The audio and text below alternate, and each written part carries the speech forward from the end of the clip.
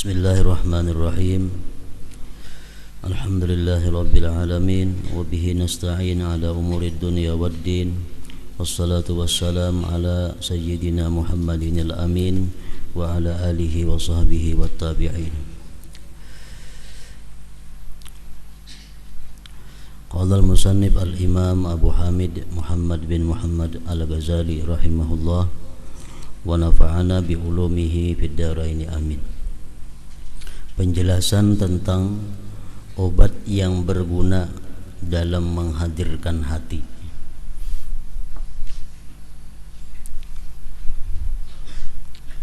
Cara-cara untuk bisa menghadirkan hati di dalam salat. Ketahuilah bahwasanya orang mukmin, orang yang beriman itu pastilah mengagungkan Allah Azza wa Jalla. Orang beriman pasti mengagungkan Allah Azza wa Jalla.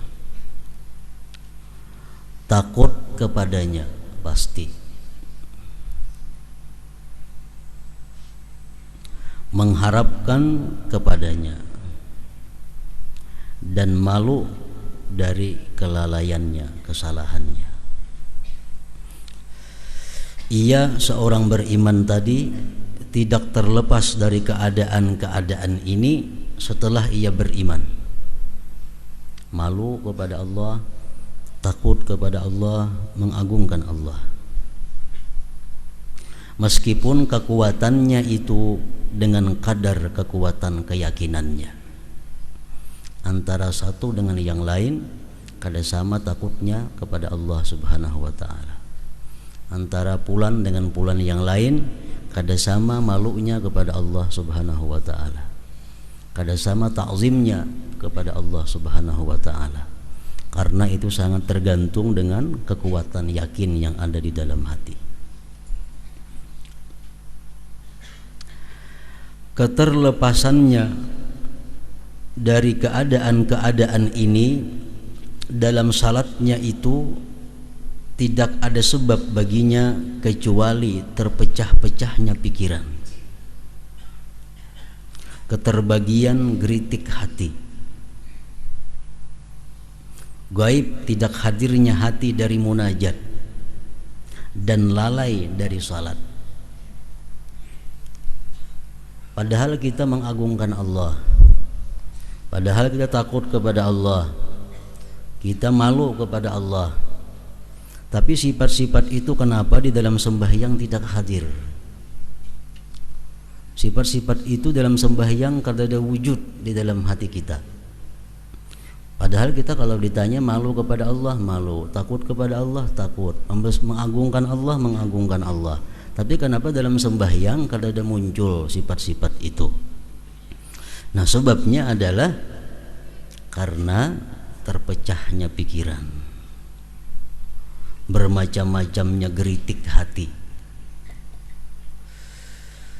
Hati tidak merasa bahwa sedang munajat kepada Allah. Hati tidak merasa dalam keadaan salat. Nah, itu sebabnya yang membuat kita kehilangan sifat-sifat tadi di dalam sembahyang.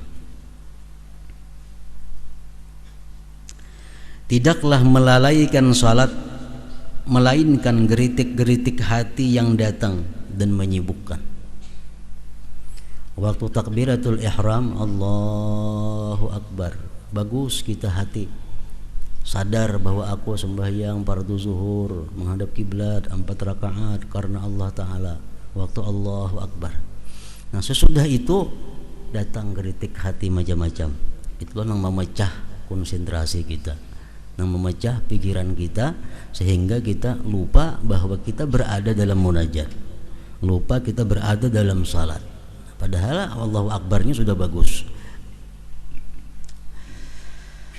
Maka obat dalam menghadirkan hati adalah menolak geritik-geritik hati itu, supaya hati bisa hadir, supaya sifat-sifat takut, malu, ta'zim tadi ada dalam hati waktu salat. Maka jalannya adalah menolak, menghilangkan geritik-geritik hati itu.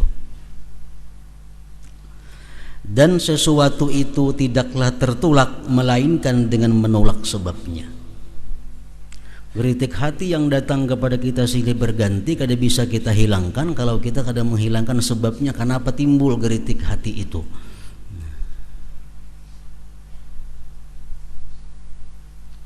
Maka hendaklah kamu ketahui sebabnya dahulu.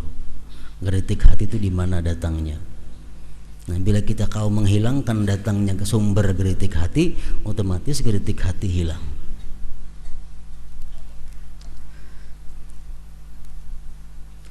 Dan sebab datangnya geritik hati itu ada kalanya urusan luar yang di luar dari tubuh kita, atau urusan di dalam zatnya, atau urusan yang ada dalam hati kita secara batin.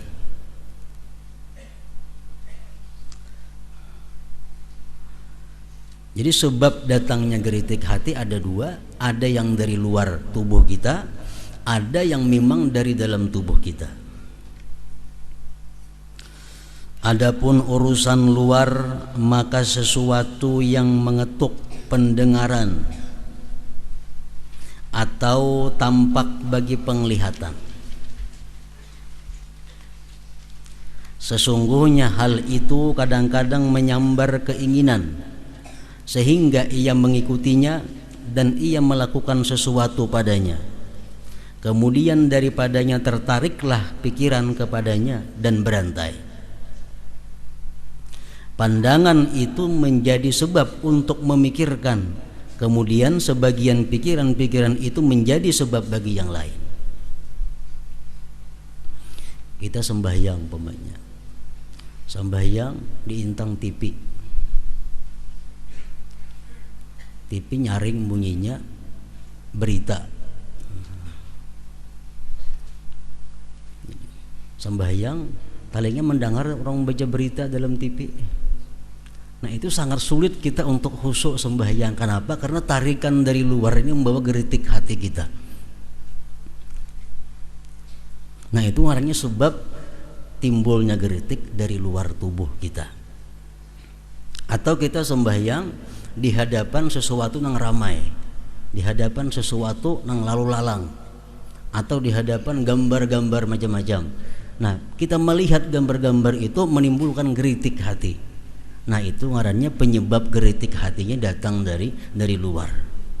Nah, itu kalau kita biarkan berantai kayaknya panjang jadinya geritik itu, sambung menyambung.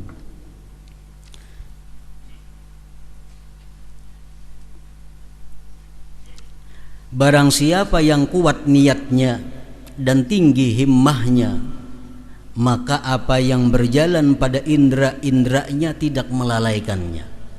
Kalau orang nang kuat sembahyangnya, walaupun di higa TV, walaupun di tengah kartak, kada jadi masalah.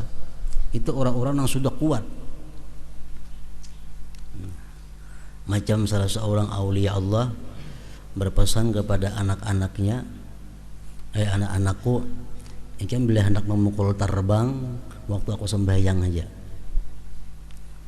Bila aku kada sembahyang, kamu jangan berterbang, kau mau kepala.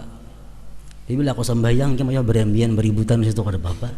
Kenapa? Karena sini kada mendengar lagi terbang tuh kalau sudah sembahyang. Nah, ini orang yang sudah kuat keyakinannya. Kita sebaliknya itu. Nah, itu penyebab-penyebab dari luar tubuh kita. Tetapi orang yang lemah pastilah pikirannya tercerai-berai karenanya. Kalau orang yang lemah masih himmahnya sembahyang di pintang nang rami, sembahyang radio berbunyi, TV berbunyi, itu sudah jelas mengganggu, menarik perhatiannya. Nah, pengobatannya adalah memutuskan sebab-sebab ini.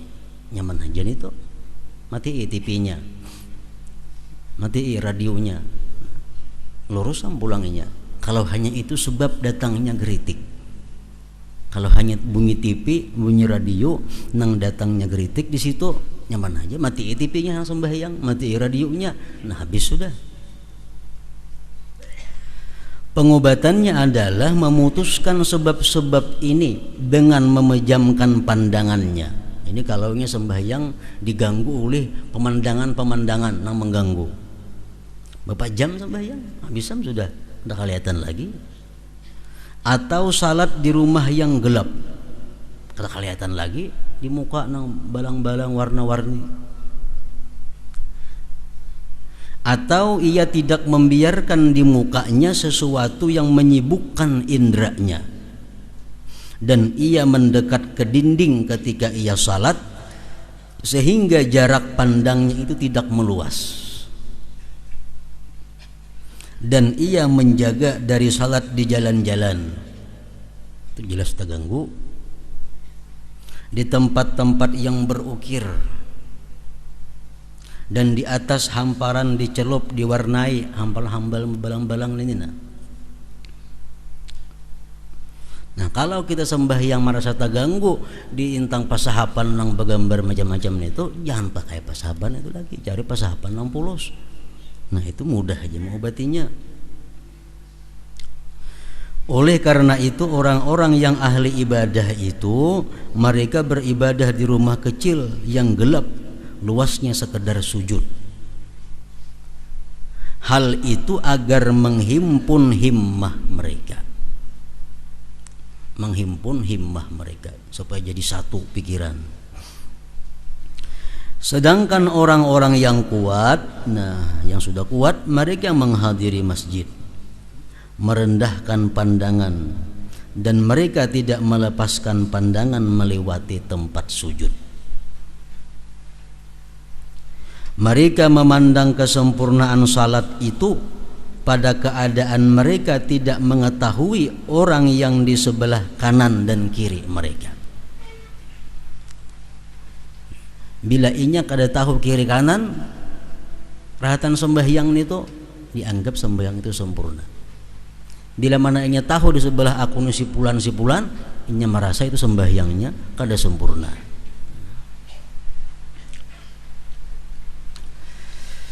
Ibnu Umar radhiyallahu anhuma tidak membiarkan mushaf dan pedang di tempat salat, melainkan diambilnya, dan tidak tulisan melainkan dihapusnya. Jadi Ibnu Umar kalau hendak sembahyang di muka itu ada pedang atau ada Quran, sidin jauhakan, atau ada tulisan-tulisan, sidin hapus, supaya jangan mengganggu pikiran.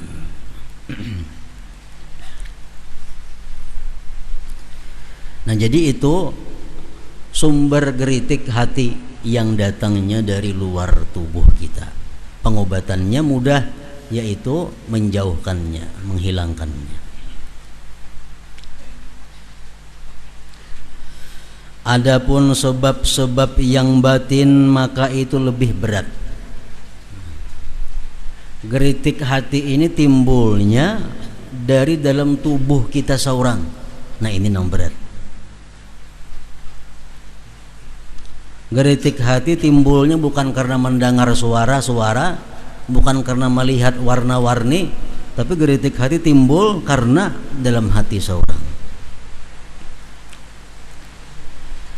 Sesungguhnya orang yang keinginannya itu bercabang-cabang pada lembah-lembah dunia, maka pikirannya tidak terbatas pada satu macam pak saja.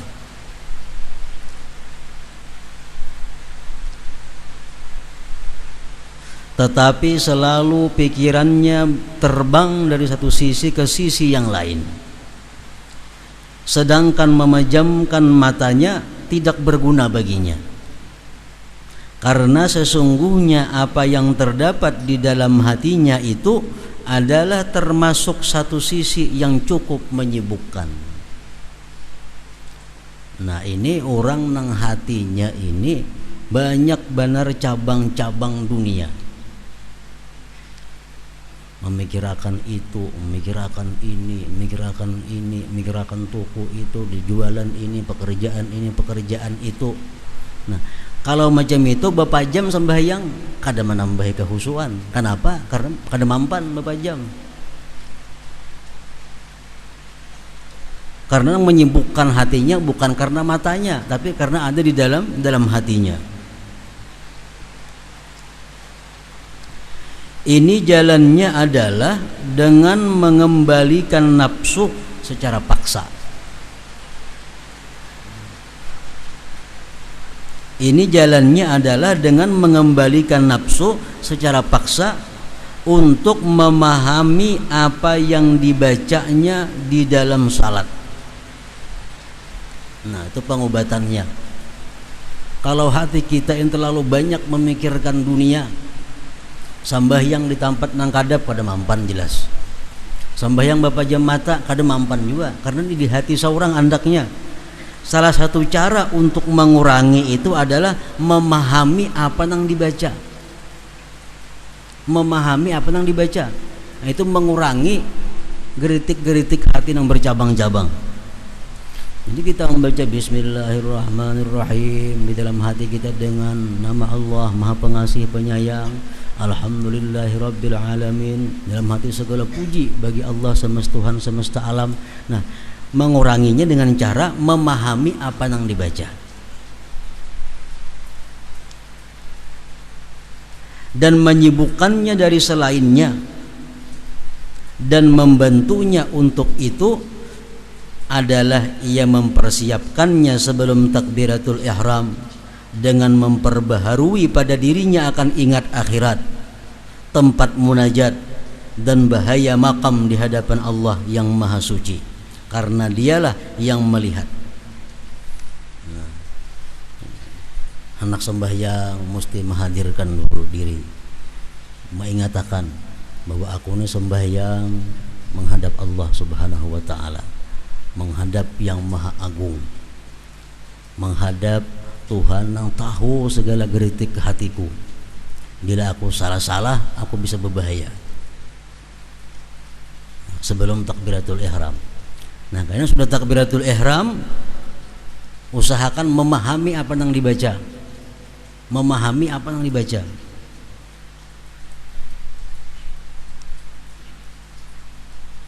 Dan ia mengusungkan hatinya dari sesuatu yang menjadi perhatiannya sebelum takbiratul ihram untuk salat.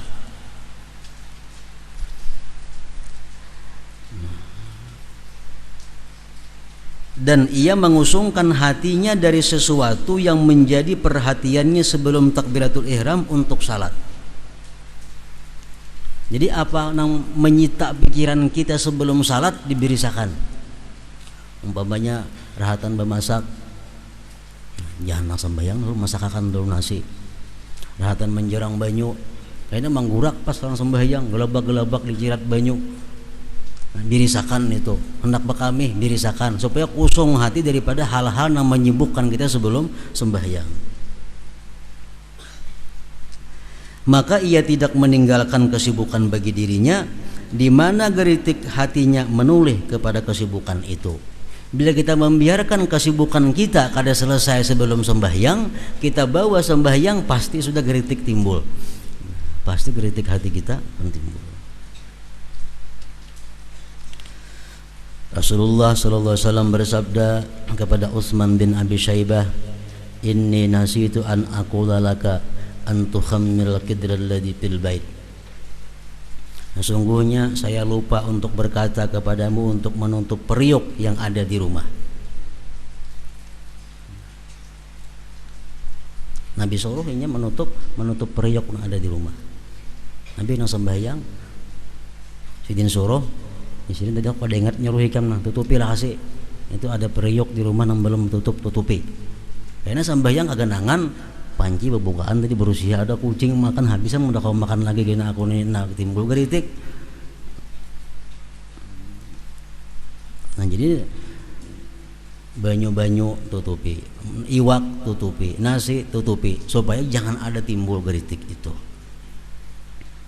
Sesungguhnya tidak seyogianya ada sesuatu di rumah yang menyibukkan manusia pada salat mereka. Ini adalah jalan menenangkan pikiran. Hendak sembahyang, hadirkan dahulu hati bujur-bujur. Hanya di samping sudah menyelesaikan yang mendesak, menyelesaikan hal-hal yang bisa mengganggu, takbiratul ihram, memahami apa yang dibaca, itu salah satu obat untuk supaya bisa khusyuk. Ini adalah jalan menenangkan pikiran.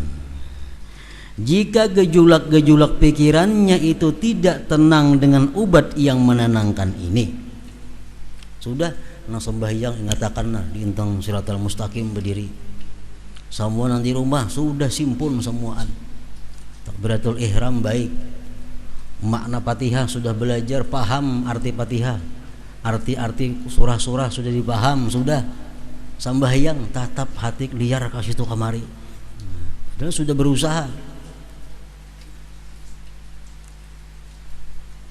Nah, kalau macam itu halnya kada mampan juga cara nang macam ini, maka tidak menyelamatkannya kecuali obat cuci perut, garam Inggris dan sebagainya, becahar maka.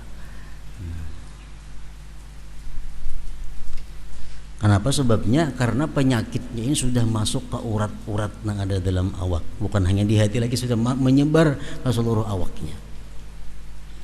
Yang menguras penyakit dari kedalaman urat-urat, yaitu ia melihat terhadap urusan-urusan yang menyibukkan dan memalingkan dari penghadiran hati, dan tidak ragu bahwasanya itu kembali kepada keinginan-keinginannya, dan bahwasanya hal itu menjadi kepentingan-kepentingan syahwatnya. Maka ia menyiksa nafsunya dengan mencabut syahwat-syahwat keinginan-keinginan itu dan memutus hubungan-hubungannya. Ada jalan lain kalau kayak itu daripada memutus hubungan dengan yang menyibukkan itu.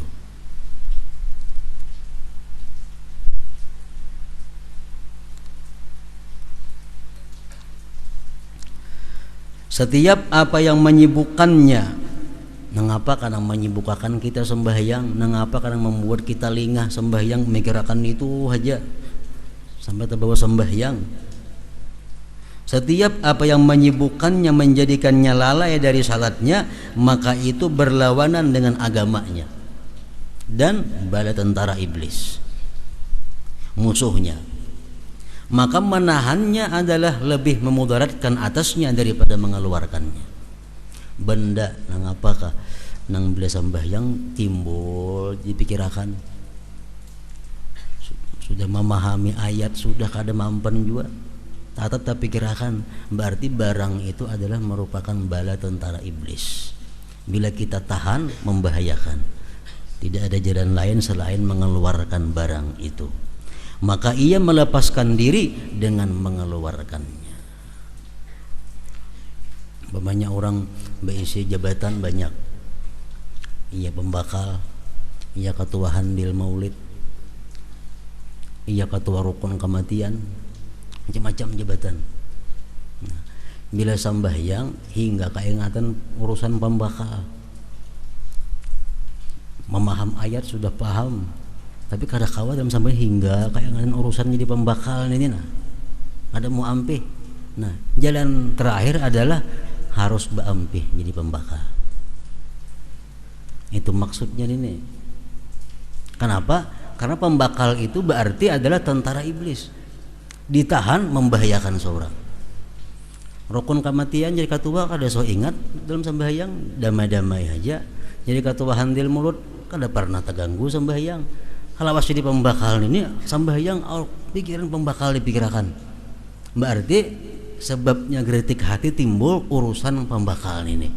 Nah, kalau kada mampan cara-cara nang tadi, kada ada jalan lain pada mencabut diri daripada pembakal itu. Contohnya itu.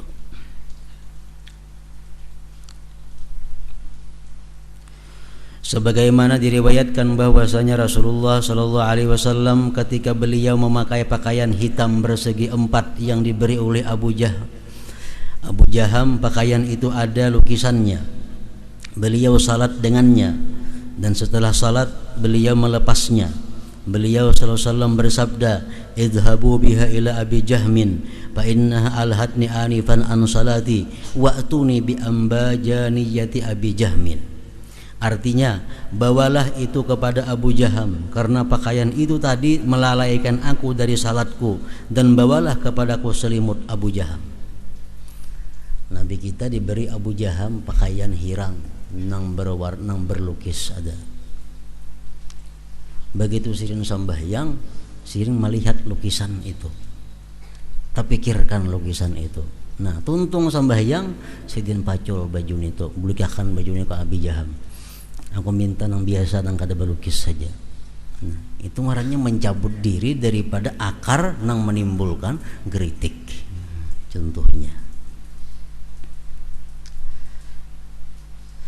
Dan Rasulullah sallallahu alaihi wasallam menyuruh untuk memperbaiki tali sandalnya. Kemudian dalam salat beliau memandang kepadanya karena tali sandal itu baru. Maka beliau menyuruh untuk melepas tali sandal tadi daripadanya dan agar mengembalikan tali sandal yang dahulu yang usang. Kenapa? Karena tali sandal ini sumber datangnya geritik hati. Untuk mengobati itu kada lain daripada memutuskan diri daripada sebab datangnya geritik hati itu.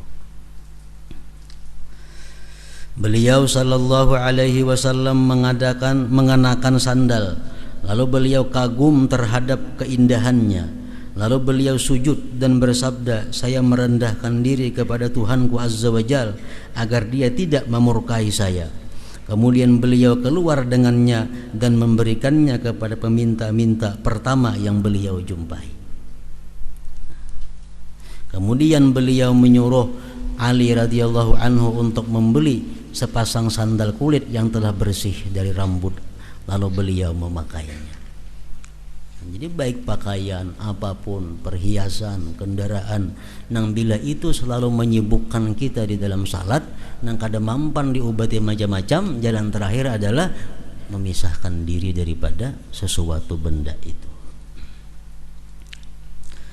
Rasulullah sallallahu alaihi wasallam di tangan beliau terdapat cincin emas sebelum diharamkan, dan beliau di atas mimbar. Maka beliau melimparnya cincin emas tadi. Beliau bersabda, ini cincin menyibukkan saya, sekali pandang kepadanya dan sekali pandang kepada kalian. Dan diriwayatkan bahwasanya Abu Talhah salat di kebun dan padanya terdapat pohon. Lalu ia kagum terhadap seekor burung yang terbang di pohon mencari tempat keluar. Lalu pandangannya mengikuti sesaat, kemudian ia tidak tahu berapa rakaat ia salat. Sembahyang di kabun, banyak pohon-pohon di kabun itu. Ada burung bagus, nah pas cangang ke burung, cangangi burung rahatan sembahyang. Kepentingannya berapa rakaat aku nih sembahyang sudah, ada ingat lagi, karena disibukkan oleh burung nang terbang tadi. Terbang di kebun. Lalu ia sebutkan kepada Rasulullah sallallahu alaihi wasallam mengenai cobaan yang menimpanya. Kemudian ia berkata, wahai Rasulullah, kebun itu saya sedekahkan, maka letakkanlah di mana kamu kehendaki. Kenapa? Karena gara-gara kebun tadi aku sembahyang kok kali ingat lagi rakaat berapa jumlahnya. Nah, jadi kebun itu diberikan oleh Rasulullah untuk kaum muslimin. Dari seorang laki-laki lain bahwasanya ia salat di kebunnya, sedangkan pohon kurma buahnya lebat. Lalu ia melihat kepadanya dan kagum. Ia tidak mengetahui berapa rakaat ia salat. Nama itu pohon kurma berbuah lebat, pohon kurma, bagusnya pohon kurma berbuat lebat. Akhirnya sembahyang kali ingat rakaatnya berapa. Maka hal itu disebutkannya kepada Utsman radhiyallahu anhu dan ia berkata, dia adalah sedekah. Maka letakkanlah di jalan Allah Azza wa Jal. Lalu Utsman menjualnya dengan harga 50.000. Mereka melakukan hal itu karena memutuskan asal pikiran. Sumber kritik di situ datangnya. Dan sebagai kafarat, tebusan bagi kekurangan salat. Tebusannya yaitu ini adalah obat yang mencegah asal penyakit itu, dan obat lainnya tidak berguna lagi. Kalau obat lain sudah macam-macam kada berguna, jalan terakhir harus menjauhkan diri daripada sumber penyakit itu. Adapun kelembutan yang telah kami sebutkan dengan menenangkan dan mengembalikan kepada pemahaman zikir, pemahaman membaca Quran dalam sembahyang, maka itu berguna pada syahwat yang lemah dan keinginan-keinginan yang tidak menyibukkan kecuali pinggir-pinggir hati. Nang mampan lawan memaham ayat ini baca arti di hati, ini baca arti. Nah itu kita kawa macam itu. Amun cinta kita kepada dunia cinta yang lemah. Kalau kita cinta kepada dunia cinta nang berat, macam itu pun kita kada kawa juga.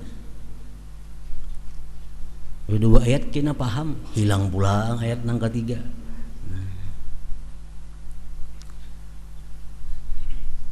Adapun syahwat yang kuat dan menggebu-gebu, maka padanya penenangan itu tidak berguna. Tetapi selalulah kamu menariknya dan ia menarikmu.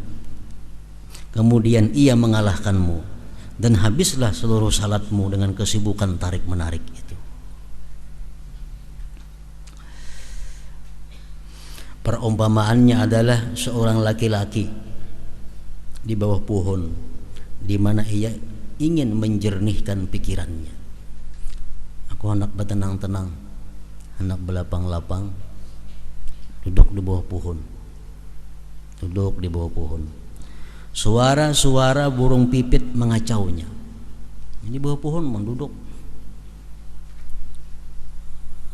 Ciut-ciut burung pipit. Ia selalu menerbangkan mengusirnya dengan kayu di tangannya. Nak bertanang bang, dihalau pipit tadi, bukahan inya, dan ia kembali kepada pikirannya. Pipitnya berjauhan, tenang pulang. Nengaran pohon tu rumahnya pipit, maka kembalilah burung-burung pipit itu datangan pulang inya. Maka ia kembali mengusirnya dengan kayu. Akhirnya kada tenang lagi, orang mau usir datang, jadi bertenang lagi. Nah, sesungguhnya ini adalah tawanan unta yang diberi minum, tidak selesai-selesai dan tidak terputus. Jika kamu menghendaki selamat, maka potonglah pohon itu. Hendak tenang tabang pohonnya, pipitnya berjauhan sama lagi situ besaranginya. Karena sumber pipit itu pohon itu. Nah itu perumpamaan sesuatu yang menyibukkan pikiran kita di dalam salat.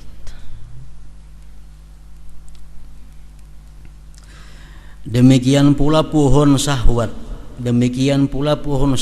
pohon keinginan apabila bercabang-cabang dahannya, macam-macam nang dikaping ini, itu dikehendaki, ini dikehendaki, banyak keinginan, maka pikiran-pikiran tertarik kepadanya seperti tertariknya burung-burung pipit kepada pohon-pohon, dan seperti tertariknya lalat kepada kotoran-kotoran. Kesibukan itu lama dalam menulaknya. Sesungguhnya lalat itu setiap kali ditulak, diusir, maka ia kembali. Oleh karena itulah disebut lalat zubab. Maka demikian juga geritik-geritik hati.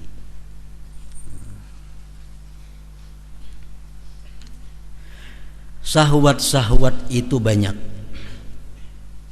dan sedikit sekali seorang hamba kosong daripadanya. Dan itu dihimpun oleh satu pokok, yaitu cinta dunia. Itu cinta dunia adalah pangkal setiap kesalahan, dasar setiap kekurangan, dan sumber setiap kerusakan.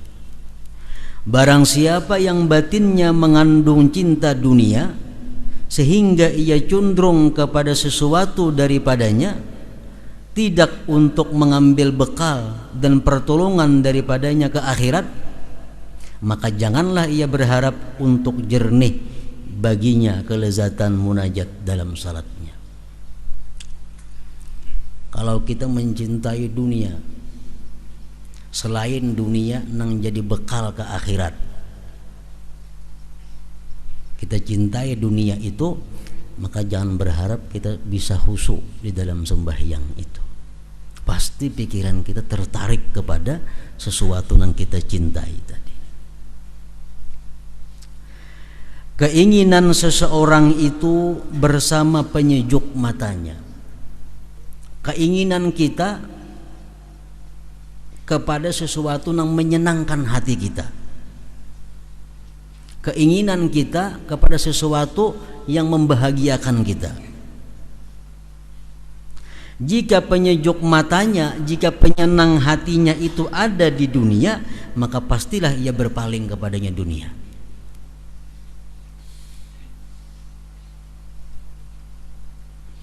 Jadi syahwat kita, keinginan kita itu bersama kada terpisah lawan nang disenanginya. Bila nang kita senangi itu di dunia, nah, maka dia selalu bersama dunia. Keinginan seseorang itu bersama penyejuk matanya, artinya penyenang hati. Jika penyenang hati, penyejuk matanya itu ada di dunia, maka pastilah ia berpaling kepadanya. Nah, tetapi bersama ini maka tidak sayogianya untuk meninggalkan mujahadah, artinya berjuang, melatih diri, berjuang supaya bisa sembahyang itu sesedikit mungkin lalainya, sesedikit mungkin lupanya kepada Allah Subhanahu wa ta'ala.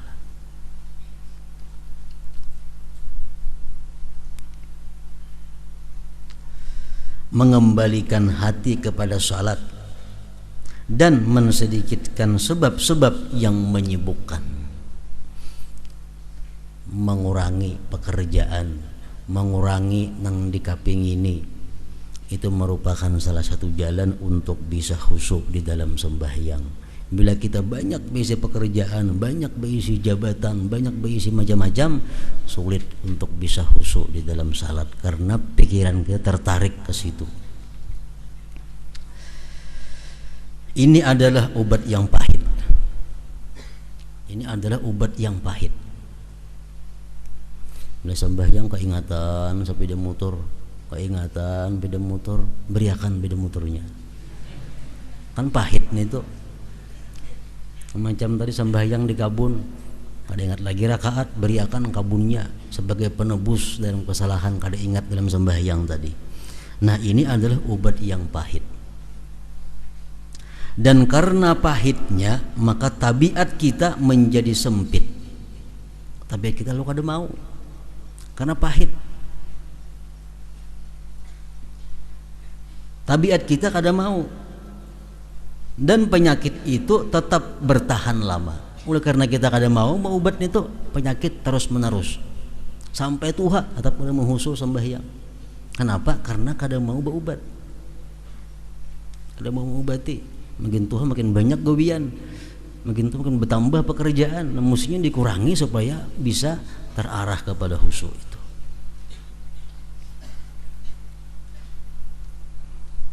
Dan penyakit itu menjadi pencegah,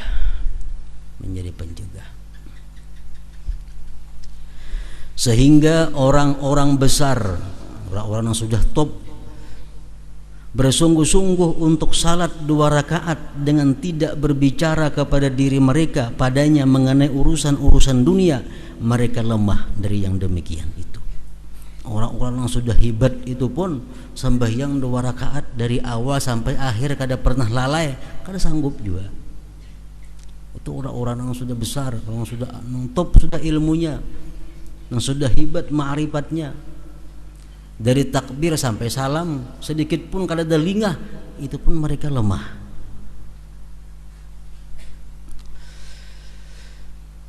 Bersungguh-sungguh untuk salat 2 rakaat dengan tidak berbicara kepada diri mereka padanya mengenai urusan-urusan dunia, mereka lemah. Nah, urusan dunia itu bukan hanya urusan-urusan toko, bukan hanya urusan makan, bukan hanya urusan-urusan pakaian, bukan hanya urusan perhiasan. Termasuk dunia itu ada urusan-urusan yang di luar kada patut diingat dalam sembahyang. Imam Ghazali contohnya, rahatan sebelum sembahyang sih mengarang kitab tentang bab haid.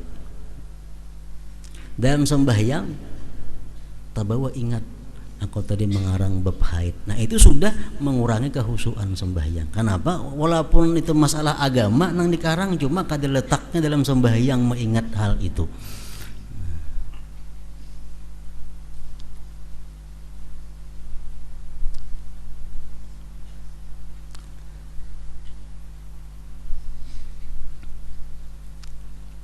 Kita pengajian ini adalah bagian akhirat, bagian daripada ibadah.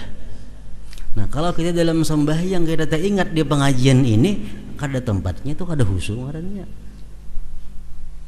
Nah jadi sembahyang itu mesti sesuai, mesti kita pahami apa yang kita baca, apa yang ada dalam hati kita, apa yang ada dalam gerak-gerik kita. Nah, itu ngarannya khusyuk. Sembahyang misal ingat kubur, lain khusyuk ngarannya itu. Mengingat kubur tuh bagus, cuma bukan di sembahyang andaknya. Bukan di sembahyang. Pengertian khusyuk dalam sembahyang itu adalah hadirnya hati bersama Allah Subhanahu wa taala di dalam salat. Makanya tadi orang-orang yang besar pun untuk 2 rakaat sembahyang itu bersih daripada urusan dunia, mereka lemah dari yang demikian itu.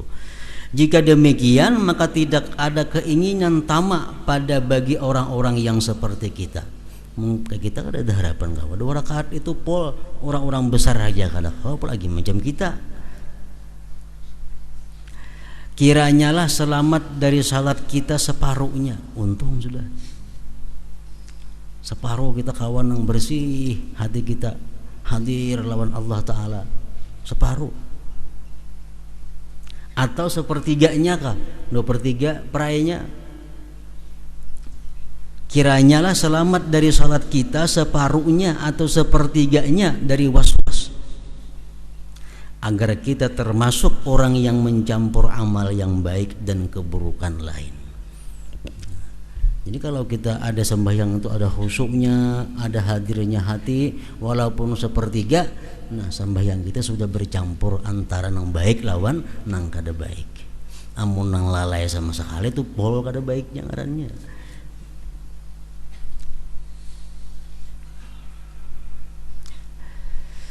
Secara jumlah keinginan-keinginan dunia dan keinginan-keinginan akhirat itu di dalam hati adalah seperti air yang ditumpahkan di dalam gelas yang penuh dengan cuka.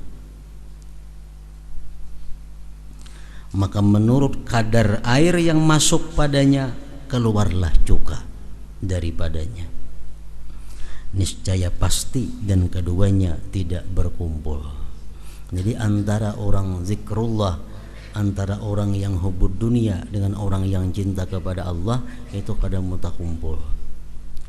Lawan dunia cinta, kan Allah cinta, kada mau kedua-duanya sama.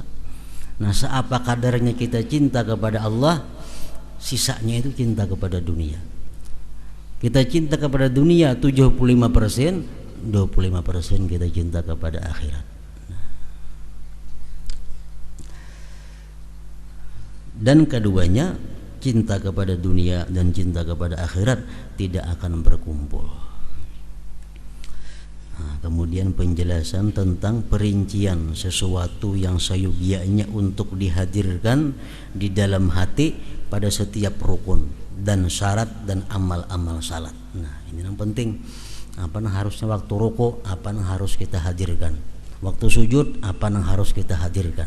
Waktu i'tidal, apa yang harus kita hadirkan di hati supaya bujur-bujur pas lawan yang sebenarnya.